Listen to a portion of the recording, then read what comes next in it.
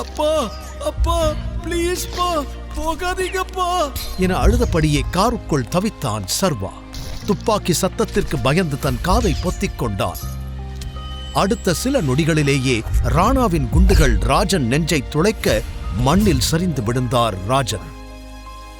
சிகாரை எடுத்து பற்ற வைத்தபடி ராணா தன் காலால் ராஜனை மிதிக்க அவரது பார்வை காருக்குள் மறைந்திருந்த சர்வாவை தழுவியது.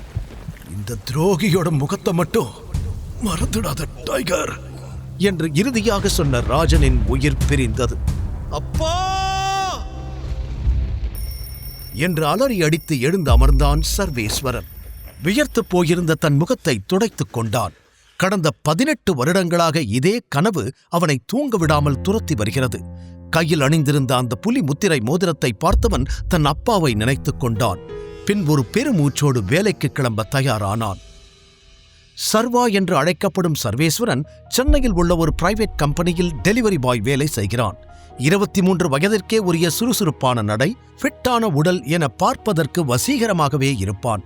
18 வயது வரை வடசென்னை காசிமேட்டில் ஒரு அனாதை ஆசிரமத்தில் வளர்ந்தவன் அங்கு சொல்லிக் கொடுக்கப்பட்ட தியானம், யோகா, சிலம்பம், கராத்தே, பாக்ஸிங் என பல ஆரோக்கியமான திறமைகளை நன்றாக கற்றுக்கொண்டான். முழு வீடியோவை பாக்கெட் FM தமிழ் யூடியூப் சேனலில் கண்டு மகிழுங்கள்.